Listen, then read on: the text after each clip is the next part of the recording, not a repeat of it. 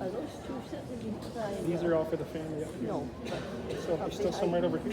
We'll go right this way. The whole row over here. oh, You have somebody you're looking for? I saw verdicts. Are those people? Are those taken next to I me? think they're sitting next to him, yeah. Oh, they're taken. Yeah, it's my wife. I think. Oh, that would be right. Yeah. Okay. Okay. I was looking for someplace with few people in front, or short people in front. Right over in front of Christine and Ken, Delaney. Are Slide in those- there.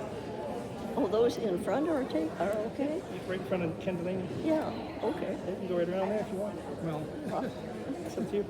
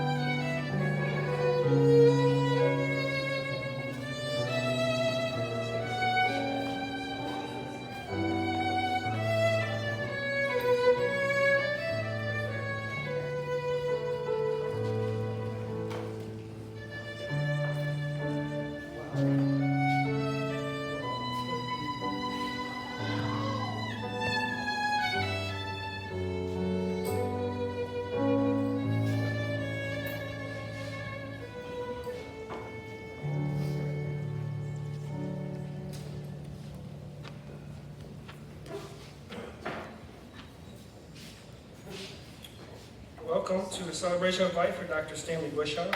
My name is Tate Goodwin, owner and manager at the Lighthouse. We're so glad you joined us today. Also like to thank Terry and Barry for blessing us with the music today. We so appreciate them being here to celebrate Stan's life with us. As we begin, please make sure your cell phones are turned off or have the ringer turned on. We always appreciate that.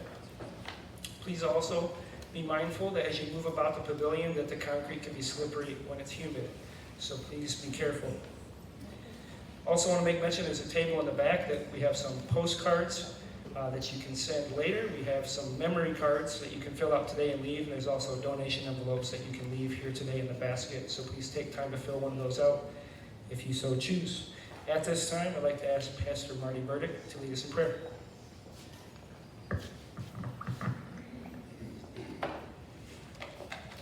Thank you, Tate.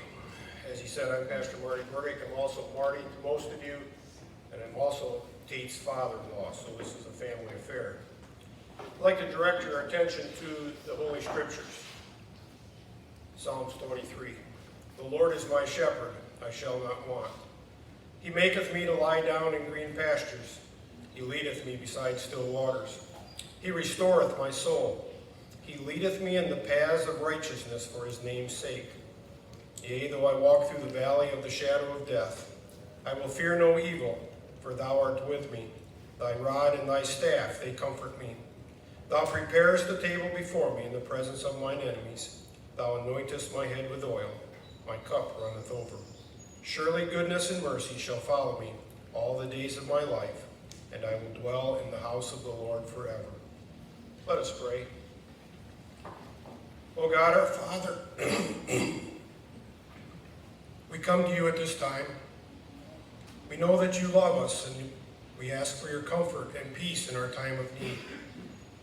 Help us to wait before you with quiet and open hearts. Wrap your strong arms of love around those who feel this loss most keenly, and help each of us as pilgrims on this earth to share spiritual strength and Christian love with each other. Walk with us on this journey and increase our faith, which is ours through the love of Jesus Christ our Savior, in whose name we pray. Amen. It's my privilege to be able to go first today because I'm already standing at the podium. And so I'm going to address some of the memories of Stan as a friend. My wife Donna and I were married in 1976, the same year that Stan Bushouse received his doctorate of education. Soon after our third child, Sarah, was born, we believe it, as far as we can remember, in the spring of 1982, Karen and Debbie Bushouse started coming to our house for child care. So Karen and Debbie were entrusted to us on a daily basis, and they are our surrogate daughters. The Bushouse-Burdick friendship was born. It was amazing to Donna and I that Dr. and Mrs. Bushouse would befriend us. We were not really in his circle, not really in their circle. That friendship deepened throughout the years. We were included with lots and lots of Bushouse family activities. We included Stan and Judy and their family in our family activities, including graduation, all kinds of parties around weddings, and then the weddings themselves. We remember very dearly that Stan and Judy took our family as well as their family, our entire family as it were, to the Fox Theater in Detroit to see Joseph and the amazing Technicolor Dreamcoat. And that started our journey on liking those kind of shows. We've seen lots and lots of shows. We also used to, along with the Chard family, we would go to high school and middle school band concert together. We have many fond memories around that. After our kids graduated, we started to do the brass band of Battle Creek together.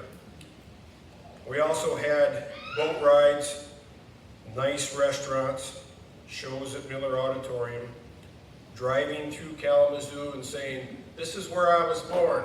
This is where Judy was. This is the school that we walked to, and so on and so forth. We have great memories of Greenfield Village together. We will never forget the picture of Stan wrapped in a blanket at Greenfield Village that night. Am I right, Charge? Turkeyville. One time the snow was so deep we were the only people in the audience, so we got dinner and a show that night. We were privileged to be present at family funerals.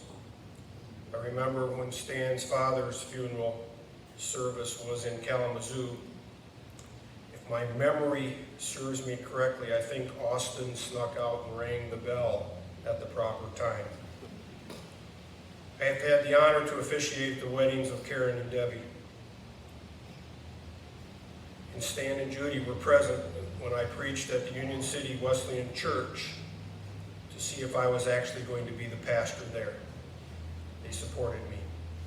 Stan and Judy would come to the church anytime their grandchildren were in a special program. Stan and Judy are the example of great friends. Always there, always present, always faithful. My prayer for each of us, that we can be friends like Stan and Judy Bushouse, beyond our regular circles, following the example of being good friends. Thank you very much.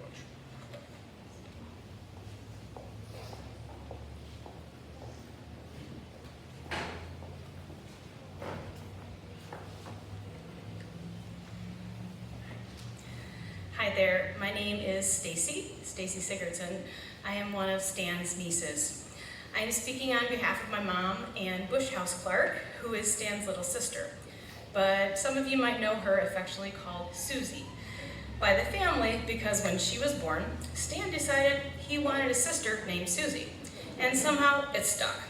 Maybe it's because she was born on Christmas Day and Stan had to walk down the stairs and see his new model train and wait to play with it until they were home from the hospital. So Stan meant so much to so many people. My mom and myself included, my father and everyone that he knew. As Stan, Dad, Butch, Grampy, and I even heard Uncle Shorty Pants. Stan was my mom's big brother by 6 years. Stan, my mom, their younger brother Gary, and parents lived on Rose Court in downtown Kalamazoo. Mom remembers that growing up then was a different time, where kids played outside, parents watched each other's kids and cousins. She remembers cousins David and Kenny around a lot. Stan and David, who were closest in age, did fun guy things like shooting BB guns, taking spare parts from a baby buggy, old wheels from an old something or other, and made a push cart to push down the road. There's an awesome black and white picture, hopefully in the slideshow.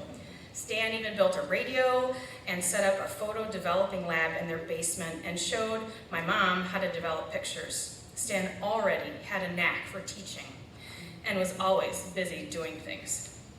In junior high, my mom remembers Stan entering a Halloween costume contest, and he made a homemade television set costume, antenna and all, and he won a prize. I wish I had a picture of that. He played basketball, baseball, and of course had good friends. He was always busy doing things, learning and staying active. He was the first in his family to go to college. Stan worked hard studying, but also at jobs, delivering cases of heavy glass bottled Coca-Cola bottles and cases, and planning and coordinating many meals as a steward in a big fraternity at the U of M. Little did he know those skills would come in real handy for future large family gatherings. Stan met Judy. They dated even while they were spread out at different colleges across the state, even hitchhiking sometimes to go see her. When they got married, my mom worried that she would lose her friendship with Stan, but that was not the case. Stan and Judy had my mom over to visit, and once kids were in the picture, they took turns hosting Christmas and seasonal birthday parties for all the cousins. Family was everything to Stan. Not only his immediate family, but extended family. Stan and Judy have even hosted other friends' kids who became family when the situation arose without hesitation. They are generous, kind people. Stan and Judy know how to make people feel special, like they belong. Last summer when my daughter Nat and I came home to visit from Minnesota, as usual, Stan and Judy hosted all of us at their place for a meal and lake fun. I told him how appreciative I was for hosting yet again, and he simply said he didn't think anything of it, as I was just one of the kids. My mom and dad have always been grateful for how Stan and Judy have included Natalie and I like their own. Last August, he let all the kids take turns driving the pontoon on Turtle Watch in the channel. Uncle Stan has been kind of like a surrogate bonus grandpa to my daughter, Natalie. He loved children and people, and they sure loved him back. I'm an only child, and I love being with my family. Stan and Judy have always included me for overnights, Minnewanka trips, and more. Their home is one of my favorite childhood places. I remember as a child, Stan and Judy stripping us kids down to our undies and letting us play in a heap of topsoil in the driveway and letting us play in the woods. Stan was an amazing parent and wonderful grandpa, among other things, willing to do anything for his kids and grandkids. He would drive cross-country to take all 5 kids camping in national parks, help in daughter Karen's classroom, set up Wendy's new apartment in Valparaiso, build a ceramic studio, attend sports competitions locally at Hope College and across the country, take families and friends to musicals, and visit family members on long cross-country road trips. Stan and Judy would go miles out of their way just to visit Natalie and I in Minnesota en route to Wyoming or on their way home when they could beam home when they were tired. But they came anyway. They were fantastic tour guides. Judy still is, but as a team, even better. They knew just where to catch the subway, how to get to the shows, and Stan had a knack of finding the best restaurants. My mom and dad would have missed out on so many shows and adventures without their tour guide skills. Not only could Stan find a great Reuben, but kept on learning and sharing all of his knowledge. He was a huge resource on technology, could refinish furniture, and so much more. Last summer, he even taught me how to make the perfect tender scrambled eggs. Stan was welcoming, humble, kind, and never judged anybody. I could go on and on, as Uncle Stan is one of my favorite men on the planet, like his dad was. He's been so influential person to many. He loved his family, was kind, hardworking, patient, helpful, and generous. If you'd like to enjoy some of his favorite things coming up, go get a Reuben, some iced tea, chocolate ice cream, or a cold Heineken, if you're 21. Go take a road trip, watch a sunset on a boat, be kind to others without judgment, and most of all, love your family and friends. Our lives are better because we have known Stan. Thank you, and go blue.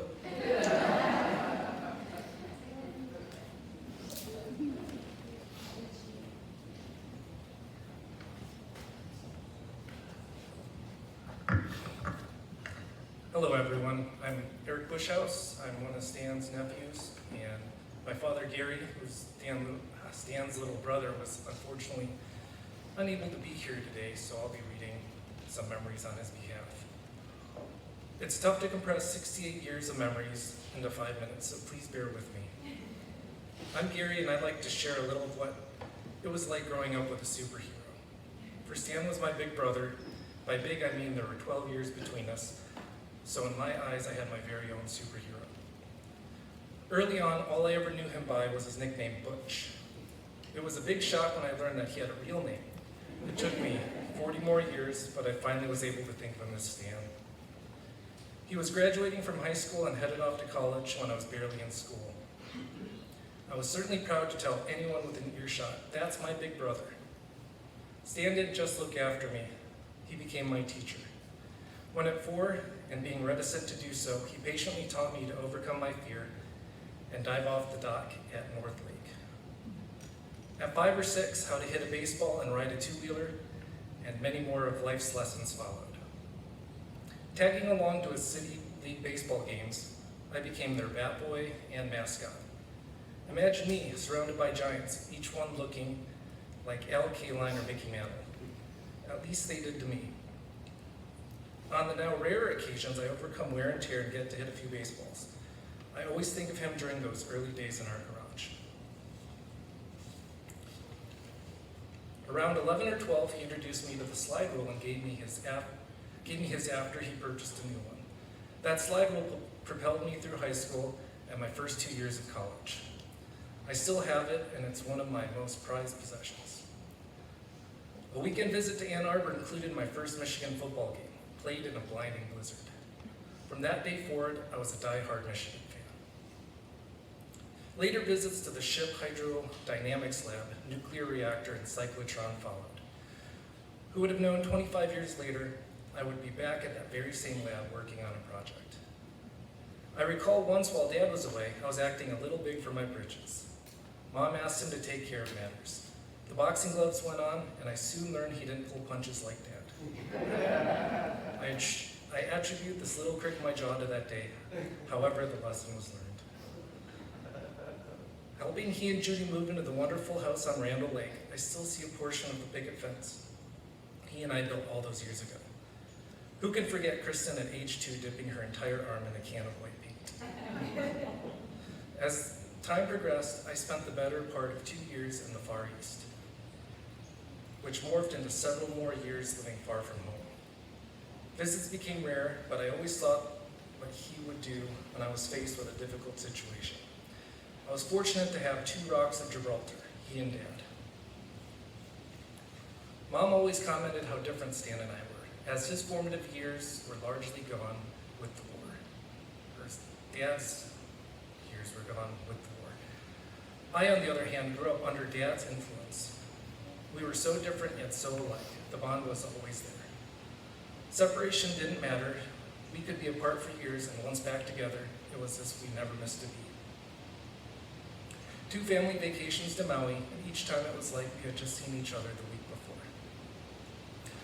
Already suffering from a severe case of aviation from Dad's influence, Stan then firmly embedded flying into my psyche by taking me to my first air show.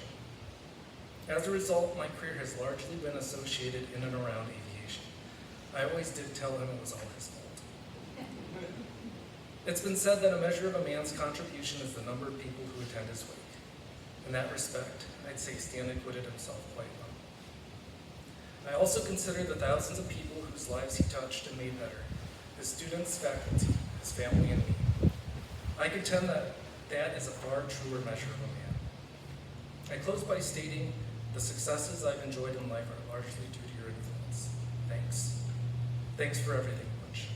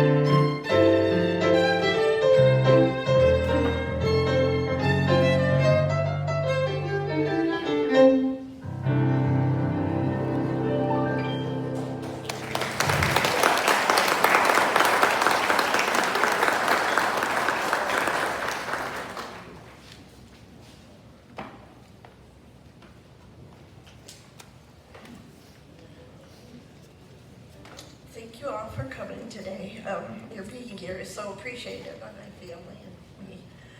I thought I would share with you today a sort of backstory that no one else would share, but they kind of touched on a couple of things already. But that's okay. I first knew Stan as Butch Bushouse, one of two Butches in 8th grade, shorter in stature and both sporty crew cuts and well-liked because they were fun to be with. I was a 7th grader, and he didn't know me until his senior year, when someone fixed us up to attend the band follies at our high school, Kalamazoo Central. It wasn't the greatest first date, as I was on the shy side with him initially, but being a patient person even then, he asked me out again and again. A high school friend who just learned about his illness and death down in Florida wrote in her note, "Butch was in love with you from day one." I was reminded of that back in January of this year when I was bringing memorabilia boxes down from our attic.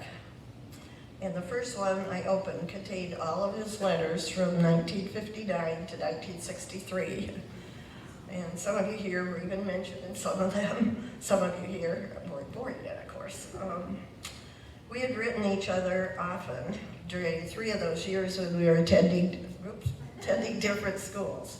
It was a gift that I found them when I did, and I read them 2 or 3 at a time. His patience and ability to let go of some dreams and embrace new ones, the letters brought back that whole time. When Karen asked me if and when I wanted to say something today, I suggested putting me after flying into the moon. His initial plans were to become a pilot in the Air Force and an aeronautical engineer. He attended Western for 2 years while living at home and working various jobs. He then transferred to Michigan and worked hard, continuing ROTC in his engineering classes, working for his meals, but also enjoying college life. I transferred to Michigan his 2nd year there, and at the end of that year, it was suggested that he take a year off and consider his options.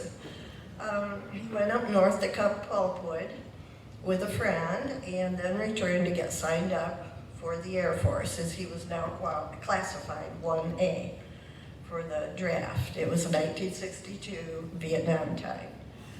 Because of a flawed x-ray, his induction was delayed, and he went to Western's placement office to find a job for the fall.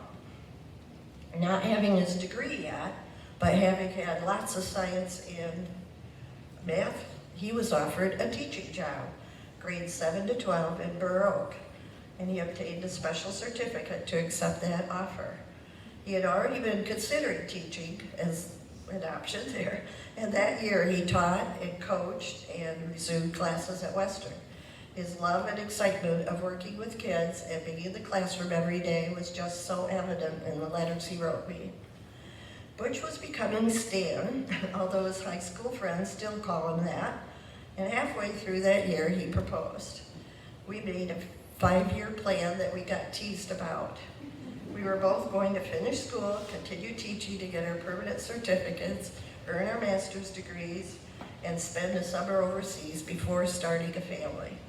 We did all of it except his master's, which he finished the 6th year. And then he continued many years more of schooling to obtain his doctorate.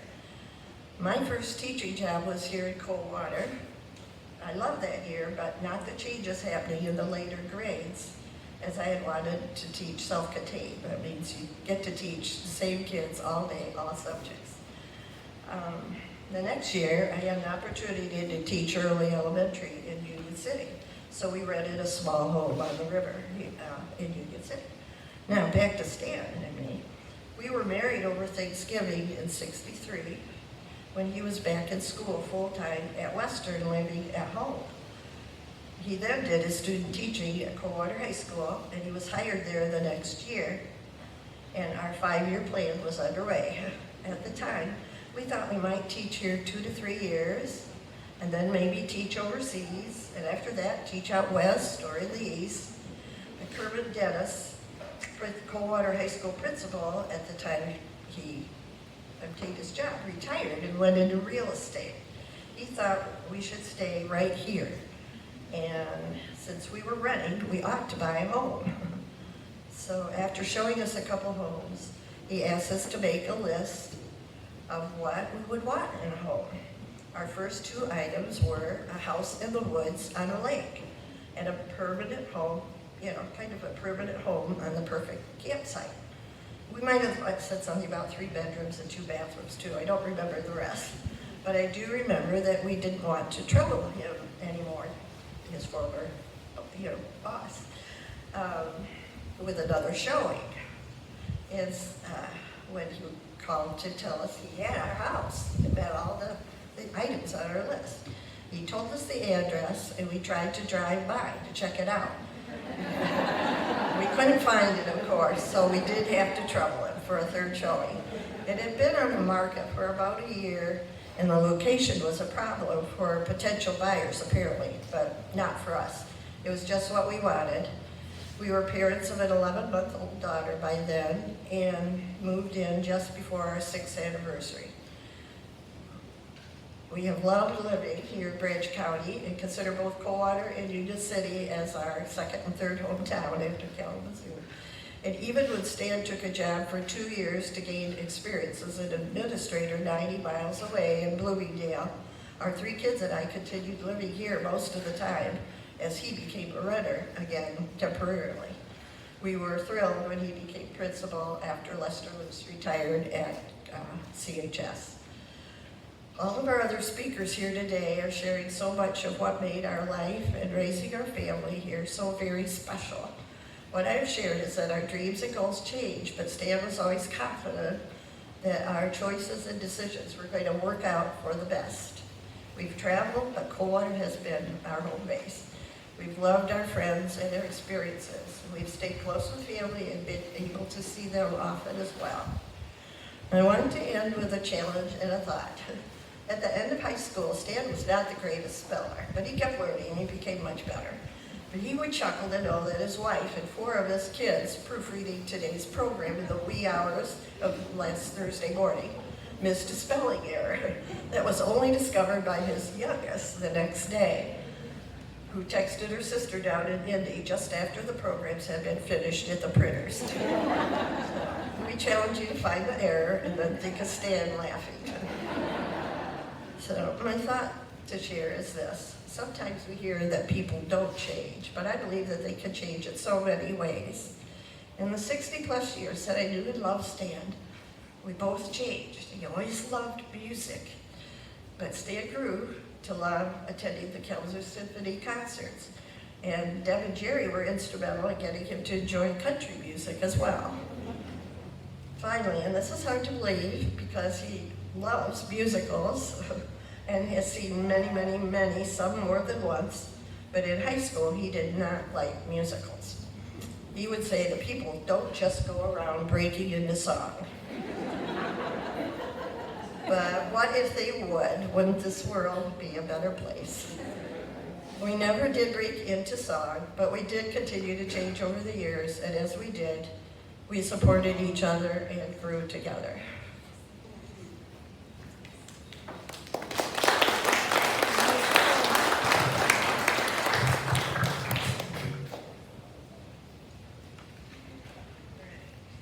Hi, I'm Wendy Van Stone. I'm going to read a letter from one of my dad's students, kind of showing each aspect of his different chapters of his life. So this is a letter from Joe Tenervia, former student who later went into teaching. He's known my dad for the last 54 years. And so he writes, it's the spring of '66, my junior year. I was one of many shared time students from St. Charles attending CHS. My only science selection is obvious in the eyes of Mother Leone, a principal at St. Charles. As she put it, why, of course, Joseph, you must take physics because you are a college prep student.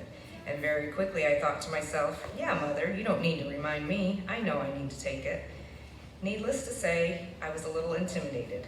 After all, this was the hardest high school course. So I go into Mr. Bushhouse's class at CHS. It was a brand new course called PSSC Physics, designed just for high school.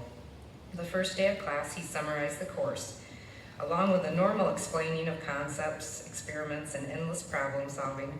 Mr. Bushouse stated that there would be a lab performance test at the end of the semester, and in May, you must build and demonstrate to the class a physics topic of your choice. I thought, oh man, this is going to be challenging. I really have to learn and understand not just concepts, but the actual experiments that lead to that concept. And then, all of a sudden, at 2:50 p.m. that first day, the bell was to ring at 2:55. After all the physics stuff that got crammed into my brain, Mr. Bushouse completely changes the subject. He announces he has tickets to U of M versus Purdue football game at the Big House. Sign up if you're interested. He stated it's on a Saturday that St. Charles does not play football, as our school we had to share the field at Coldwater and often played on Saturdays. Being a football player at St. Charles, that was really thoughtful of him to make it possible for the players to make the game. When that Saturday rolled around, the physics classes filled the bus. It was a great time and now a great memory. As it turned out, the course was tough and challenging, and so was Mr. Bushouse. He really taught me how to solve problems, made me think, and put me through the processes involved in setting up and performing many very meaningful lab experiments. I only earned a C, but it didn't matter. The experience of going through his course was invaluable to me as I entered college, as I was prepared and gained the confidence to succeed at a higher level. Mr. Bushouse was a great teacher. I will never forget the advice he gave me as the baseball season was approaching in the spring of '67, my senior year. He heard that I was not going out for baseball and that I had an offer to work part-time to help pay for college. After class one day, he grabbed me and shared his thoughts. He said, "Let me just say this. You have the rest of your life to work, but only one chance to play ball in high school. Once it's gone, there will never be another opportunity like it. You may regret that decision for a long time. With your parents' support and with you working in the summer, you will find a way to pay. Remember, the season's only 10 weeks long. Just think about it." Well, I did think about it, but not very long, because as he was talking to me, I realized he was saying the exact same thing my father had just told me before. I decided to play and never regretted it. Fast forward to the fall of 1971, I was doing my student teaching at CHS. I was assigned to Mr. Ivy as my chemistry advisor. As the semester rolled on, Mr. Ivy advised me to check out Mr. Bushouse's physical science curriculum. He thought it would help me, being that most schools you have to teach physical science along with chemistry. I did check this out, and it was individualized with each kid working at their own pace. Each new concept was introduced with a series of lab experiments. So basically, one is teaching science as science works in the real world. I observed his class for a few days and had some discussions with him about it. In the end, I told him this method would work very well for me. I was a little apprehensive about the individual pace, but Mr. Bushouse assured me I could handle it. He then gave me copies of all the labs he used and said, "There, this will get you started. Make your assignment sheets, write your tests, and it will work." I took all that advice and labs that he shared with me, and that was the cornerstone of my physical science courses teaching at Union City High School through the years. Through his actions and willingness to help others, he inspired me to be motivated, prepared, and knowledgeable in the science teaching profession. Although I thanked him at the time, I will always be indebted to him for his knowledge he shared with me. He gave me a real genuine chance to be a successful science instructor. And then in the 90s at UCHS, who showed up to take chemistry, physics, and physical science, but none other than Karen and Debbie Bushouse. So I experienced the wonderful and memorable privilege of teaching them and remember them as being outstanding, motivated students, full of fun and energy.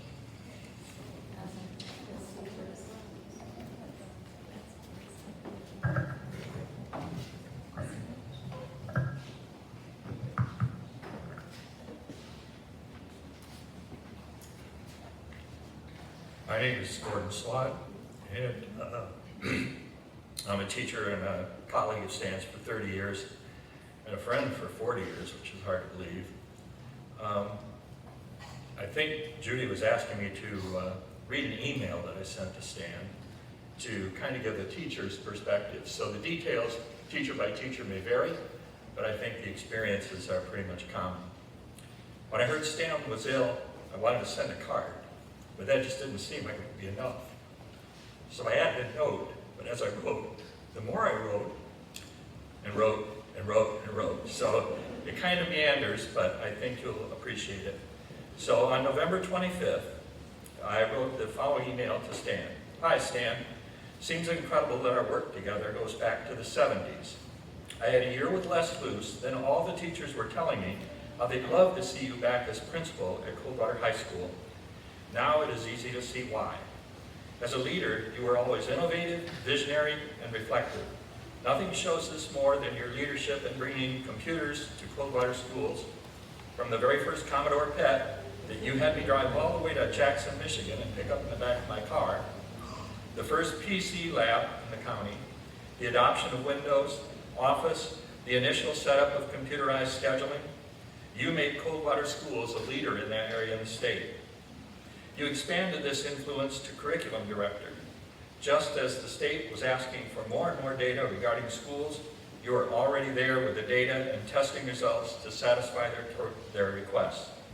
Under your guidance, we adopted curriculum changes that foretold the need for STEM training and improvement in reading and language arts. The good work you did in grades 9 through 12 expanded to K-12 and beyond, and influences teaching and learning in Coldwater today. These innovative and visionary accomplishments were guided by your unique ability to help others truly assess what their impact would be to the school at large. Your ability to get the diverse interests of a school staff to reflect and focus on the task at hand was invaluable. On a personal note, you had a profound impact on my career and my family. You led by example, and I tried to follow your style. My daughters benefited directly from the curriculum you devised that was the envy of schools around the state. With it, my daughters obtained degrees and made careers in education and medicine. Please get well soon. I can only say that it's too bad that the get well soon didn't work, but Stan Bushouse was a legacy and a life that we all need to remember. Please keep Stan alive in your hearts and minds. Thank you.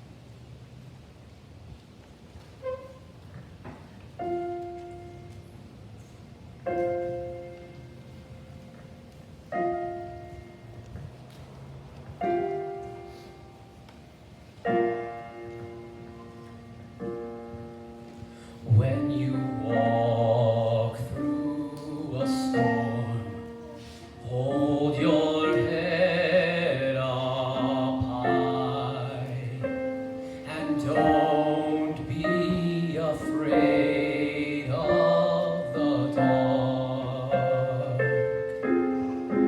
At the end of the storm, there's a golden sky and the sweet silver song of the lark. Walk on through the wind, walk on through the rain, though your dreams be tossed and blown.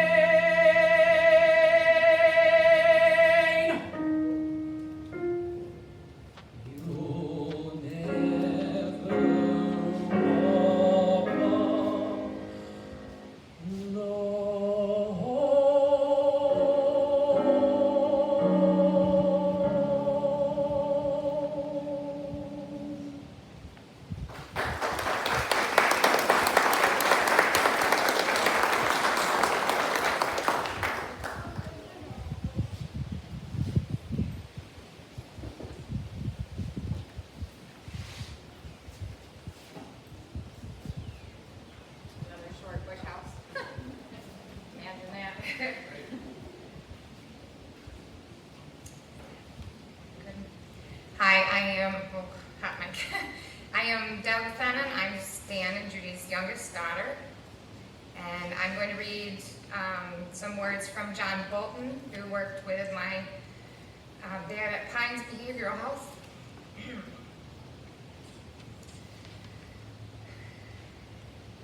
Thanks, Michael.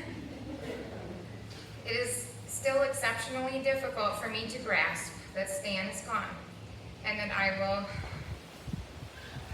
not see him at Tibbetts or in the community. Although he is gone, his impact on myself and the community lives on. I had the pleasure to work with Stan at Pines Behavioral Health Services, where he served on the board of directors. As usual, for Stan, he quietly took on leadership roles, especially on the finance and personnel committees. Sorry, Dad. Many times, he and I would work together to negotiate contracts that were not only fiscally responsible, but also were looking out for the best interests of the employees. He served on the board not for personal gain, but to help others and our community. Stan had a wonderful ability to take in lots of information, process it, and come up with well-developed solutions or plans of action. One of his greatest qualities was that he truly listened to what others were saying and made them feel valued and important. I valued Stan as a friend as well as a mentor. We also used to joke with each other about having the same birthday, although 9 years apart. I know your family has experienced many recent losses, but I also know that all of our lives have been greatly enriched by having had Stan in them.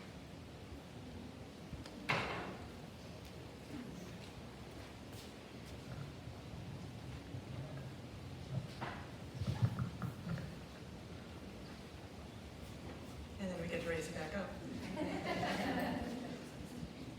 I'm Christine Delaney, Executive Director of the Tibbetts Opera Foundation and Arts Council. I first met the Bushouse family. I moved to Coldwater in 1986 to work at the Tibbetts. And one of the first shows that I got to be involved with summer theater was Sound of Music. And Debbie was little Greta in that show. And this Bushouse family, I learned, was very involved. Even before I came, I am honored to be the executive director, and their involvement continued. So I guess you've already heard about his interest in musical theater and music in general, and Tibbetts is honored to have had him involved with the theater. Now cracks a noble heart.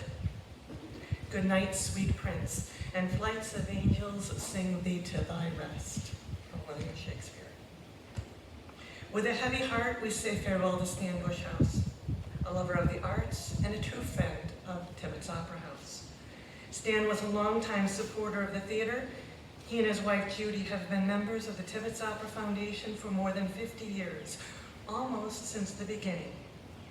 Through those years, Stan attended so many shows, concerts, school performances, and summer theater. He attended with his family, and he supported his family when they took the stage. He was also an active Tibbetts volunteer, logging more than 400 hours in the last 5 years. Most recently, he co-chaired the annual Kids Art Rocks program, helping recognize children's artwork, creating an exhibition, and leasing winning art to area businesses. And we are continuing that program. Tibbetts recognized Stan and Judy Bushouse for their work on the project in January 2013 as Volunteers of the Month. Throughout his life, Stan was a participant and supporter of the arts, and we are grateful for all he shared at Tibbetts Opera House. Stan, you will be dearly missed.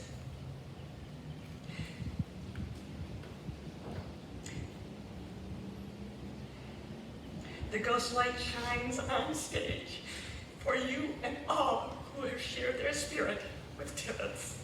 Thank you.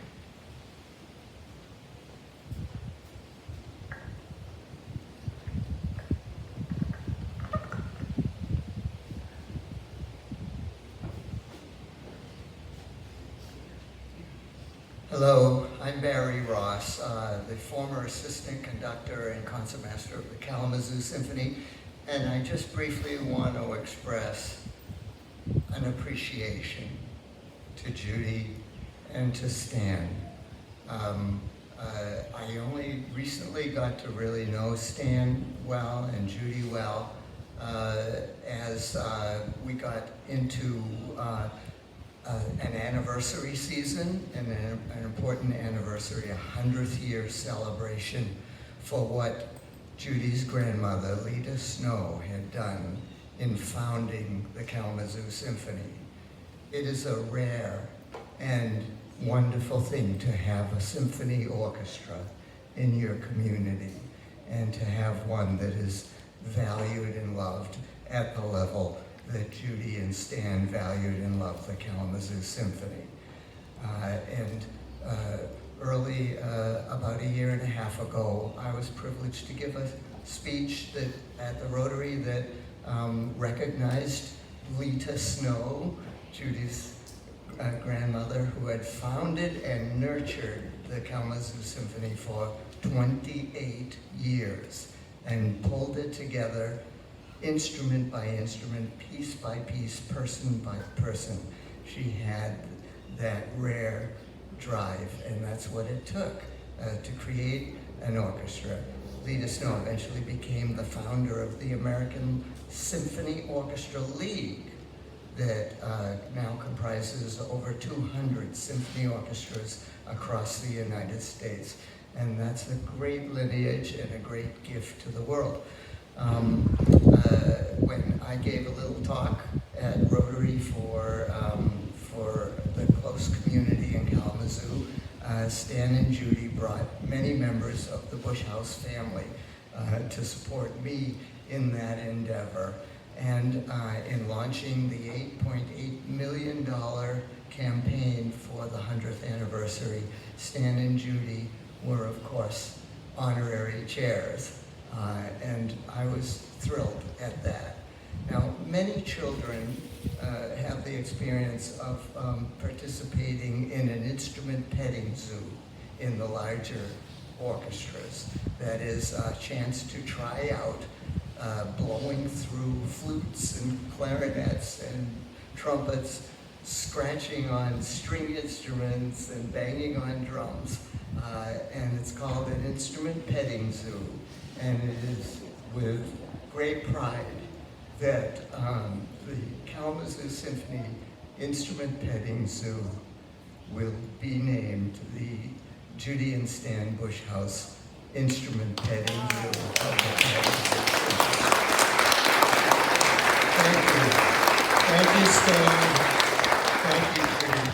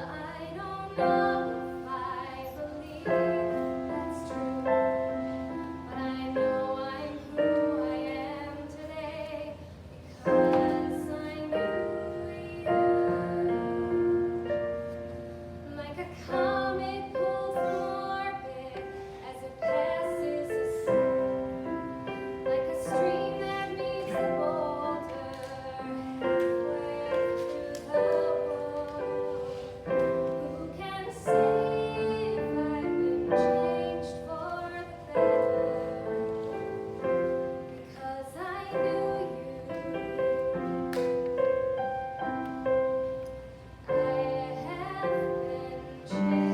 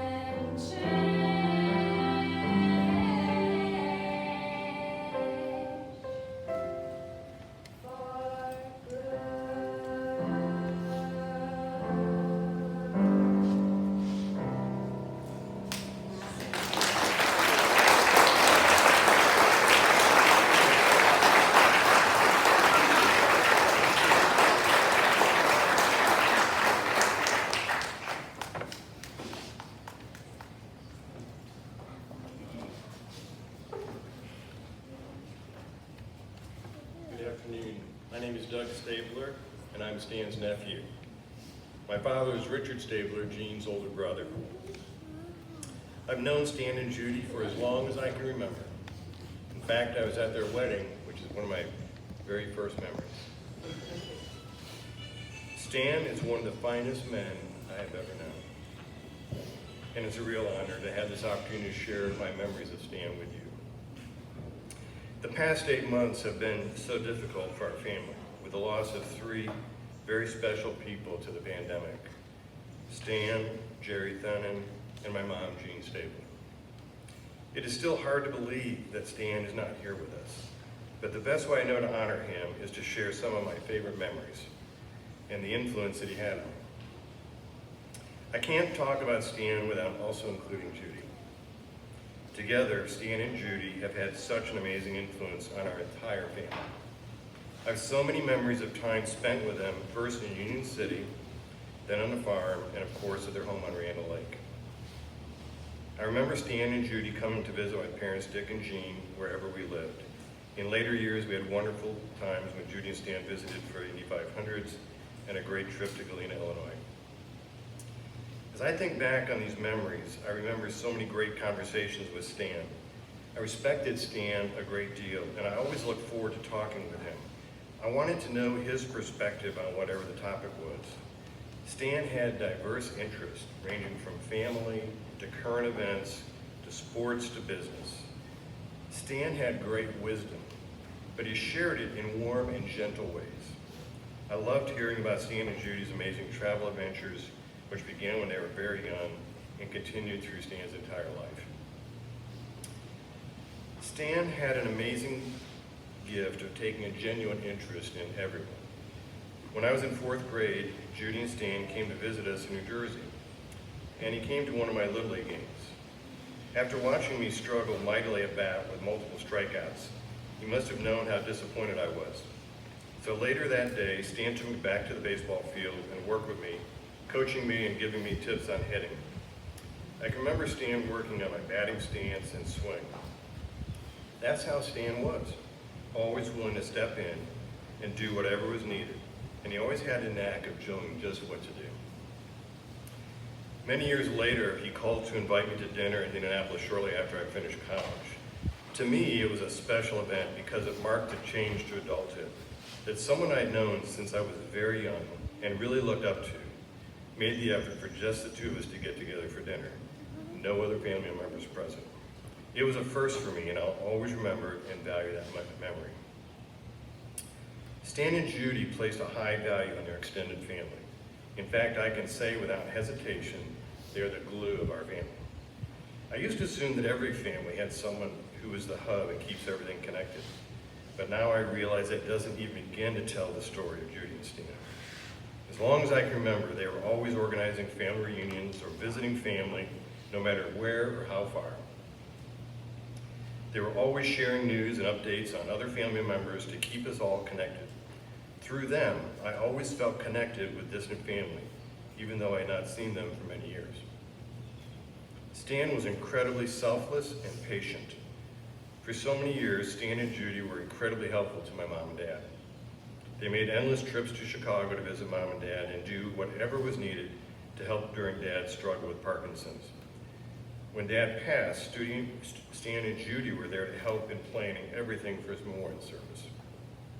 As always, they could sense when to step in if we were struggling and not knowing really what to do. And Dad's funeral was a perfect example. After Dad passed, Stan and Judy continued to visit my mom often and were always there to help with whatever she needed. I can hear my mom saying, "Boy, that Stan and Judy, they are something else." My mom thought Stan and Judy were the best, and she was right.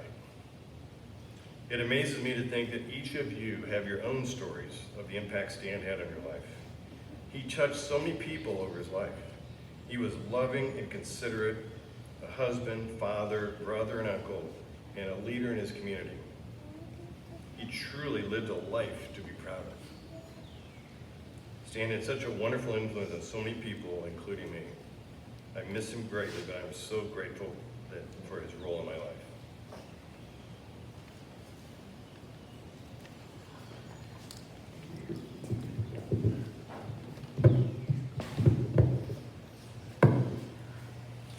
Good afternoon. I'm Stanley Bushouse. I didn't really prepare a whole speech. I just put together some notes because I know that a lot of things are going to get said. First off, though, I want to thank everyone for coming here. Last fall, when he passed away, we did a private family ceremony by Zoom. Which that was just. It was surreal and awkward, and not to diminish that event at all, and I thank everybody who participated in it, but it just didn't seem right, and so I'm so thankful that we're all able to be here today and honor him in the way that he deserved to be honored. So I really appreciate, as well as I know my entire family appreciates all of you coming out today. So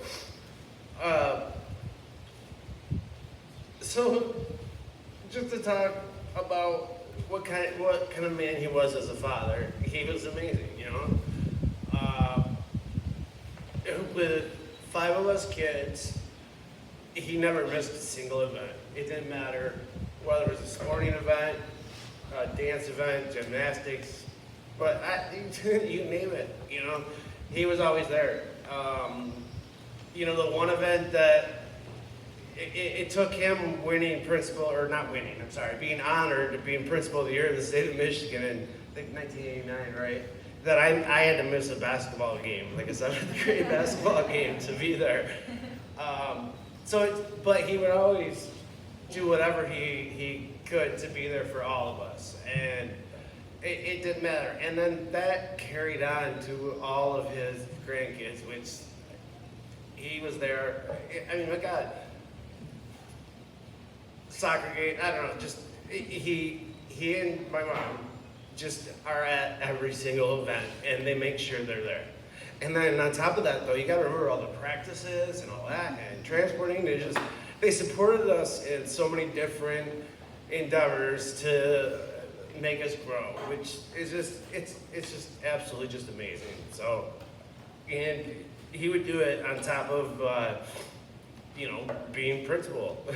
So, a lot of people thought that we got like a free ride in high school. Well, I mean, one of us was even suspended, but it wasn't me. And, he had no problem doing that because it was all about integrity, it was all about honesty, and, those are his two biggest things, and I remember from being this tall. And I hope you guys know it all too, but it was the golden rule, all right? Everybody knows that, right? Do unto others as you would have done unto yourself, and honesty is the best policy. All right, those are two values that he instilled in me from a very, very young age, and I know he got that from my grandpa, his dad, and I hope that, that continues and carries on. So, I guess,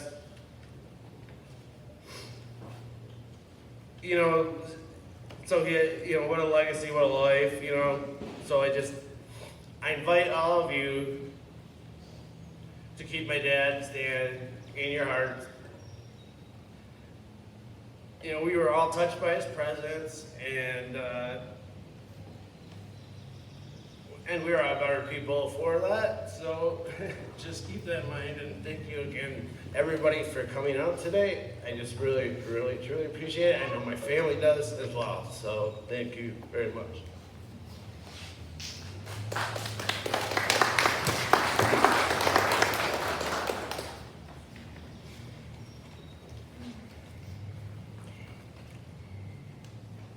One thing that Dad and I shared was our love of Star Trek. We would stay up late and watch the late night series, the original. I grew up watching the original show with Kirk, Spock, and Bones. Dad always liked he liked to share how school administrators identified with Captain James T. Kirk because of his leadership skills and his philosophy on life. I want to share some of Kirk's words of wisdom here because it also parallels much of Dad's philosophy on life. To boldly go where no man has gone before. He so enjoyed traveling to new places, finding new restaurants to try. He was always very good at that. He made it to 49 states and was only mistaken for Harrison Ford in about half of them. The greatest danger facing us is ourselves, and the greatest danger facing us is ourselves, an irrational fear of the unknown. But there's no such thing as the unknown, only things temporarily hidden, temporarily not understood. As he was facing this greatest of all challenges, he approached the unknown with his measured, rational analysis, thinking of what was best for all of us. It thrills me to know that my dad, who loved learning, is now where he is embraced by the great unknown. Things previously hidden or not understood are now revealed to him. And so his education continues. Another one is, you either believe in yourself or you don't. Most important is the knowledge that without belief in oneself, there is no help for improvement. It's so important for us to have faith in ourselves. We always knew that he believed in and supported us in all that we did. He was our biggest cheerleader, but he also taught us to have the confidence to believe in ourselves. There are so many life lessons that he has shared with all of us to make us better people and better parents to our own kids. From painting the picket fence after the Dales trip, to helping me prepare my presentation for my Girl Scout Gold Award, to the pre-college talk about drinking, to home ownership and maintenance tips as a single person. There are far too many lessons to mention them all, but none of them are any less important than the rest. His efforts with all of us will keep on giving and being shared with the next generation. Dad, we will do our best to live long and prosper.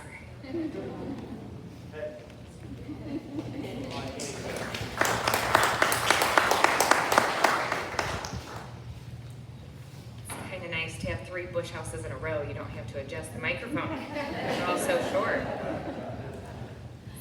Hi, I'm Karen Brogan, and I am number 4 in the line of 5. After hearing from so many different people today, and in the past few months, who knew and loved our dad, Stan, there is no question that he has made a significant impact in the lives of others. Just seeing some of you walk in today, I was losing it, because you've also made an impact in our family. Some of you have raised us as well. And so it's really amazing to see that my dad impacted you, and in turn you have impacted us. So thank you. There were many things that Dad taught us over the years, and these lessons are the ones that will keep us close to him.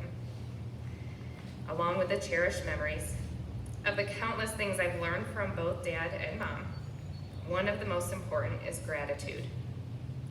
Choosing to live a life of gratitude means taking a look at what you had, or looking around at what you have, and stopping to truly notice. It's acknowledging the goodness in our lives, no matter its size, whether it's some everyday, average, ordinary thing, or something rare and special. When we notice and show gratitude, we are able to connect to something larger than ourselves. When your heart is hurting from a painful loss, it is at times hard to keep a positive outlook as you imagine life without that person. In my dad's passing, the things I miss the most about him are the ones that I am most grateful for. I tried my hardest to remember these, not with sadness because he is gone and they are with him, but with gratitude and love that I even had them. I'm grateful for many things about my dad. As a child, he always made me feel safe, happy, and loved. He had more patience than anyone in this world. Look at the children he had. Five kids and 4 girls that had to get ready every day. Like, he was a saint. His sense of calm, he faced every stressful situation calmly. The way he truly listened to you, and always started with listening to you first. The questions he asked showed that he was genuinely interested in you. How he always seemed to know how to guide you to your own right answer, and not just give you the answer. How he'd always find the right fix to anything broken, and usually with duct tape. His encouragement, how he never quit, and he didn't let us quit either. His effort, he taught us that you don't have to be perfect, but you do have to give it your all. You give it your best, all that you got. His conversations, he could talk to anyone and find connections with them. How he'd come visit my elementary classroom, and though he was used to the high schoolers, he would sit right down with my 2nd graders and enjoy them. It must have been from all the years of 1st grade field trips to my parents' house and to the Fort Wayne Zoo. How he'd get excited to share something with you that he had just learned. Oh, his boat rides and sunsets. I loved watching the CBS Sunday morning show with him, always with a coffee mug in hand. I'll miss his wink when he was teasing you. His love of family and friends that are like family. His love for my mom and the partnership that they had for about 58 years. Truly remarkable. There was no question about his love. He loved us all deeply. And seeing the gifts that my dad gave to me and to all of us, I recognize that he has made the most significant impact on my life. And though he is gone, I am still realizing more things for which I'm grateful to him for. Feeling gratitude for my dad is helping me to heal the pain from his loss. My dad spent his 80th birthday in the hospital, and due to the circumstances, our celebration with him was through the videos that we made. Each person had a story or memory or special birthday wishes.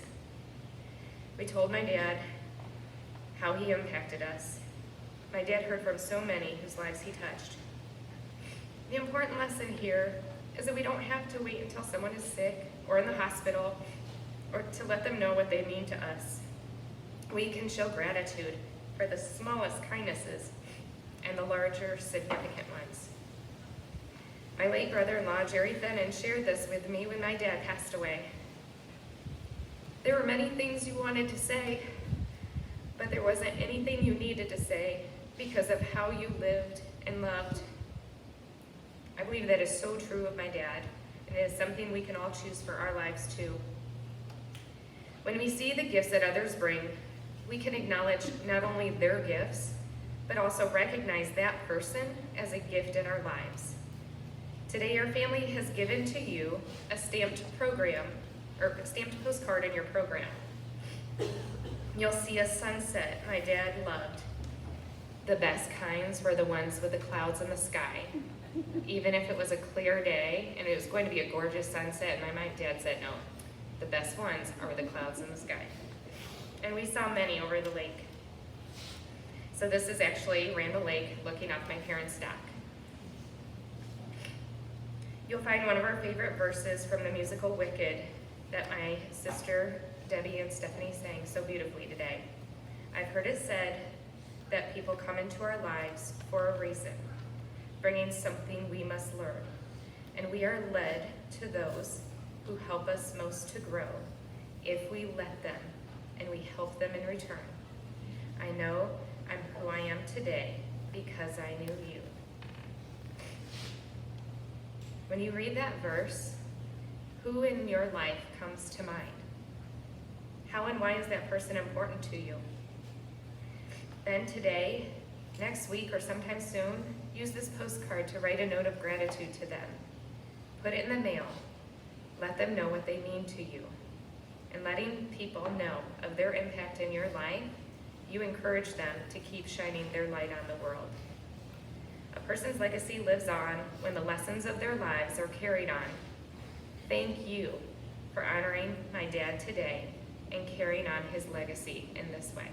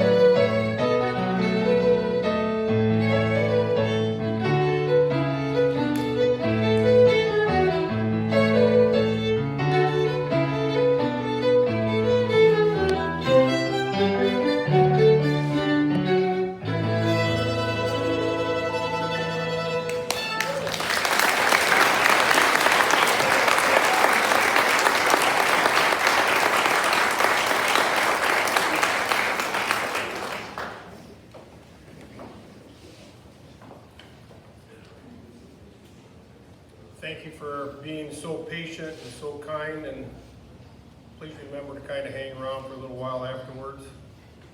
We have lots and lots of memories to share still. But I've been asked to do the closing prayer, so let's bow our heads, please. Dear God, we thank you for the legacy of Dr. Stan Bushouse. We thank you for each person over the many years that were touched by his kindness, his wisdom, his ability to teach at all times. Father, we pray that you grant the family courage and hope as they live each of their days with the memories tucked in their hearts, and faith that they will be reunited with their father again someday. Now I'm going to ask that you would say a prayer that's been taught to us by our Lord Jesus Christ, the Lord's Prayer. And I use debts and debtors, but you feel free to use whatever you'd like. Our Father, which art in heaven, hallowed be thy name. Thy kingdom come, thy will be done, on earth as it is in heaven. Give us this day our daily bread, and forgive us our debts as we forgive our debtors. Lead us not into temptation, but deliver us from evil. For thine is the kingdom, and the power, and the glory forever. Amen. Now may God bless you and keep you, and make his face shine upon you, and give you peace, now and forever. Amen. Move this from Bushouse height. Here we go.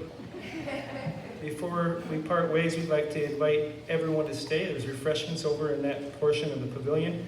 Lots of pictures. I think there's 1 million on the TV screens. We'll turn those on here in a few minutes.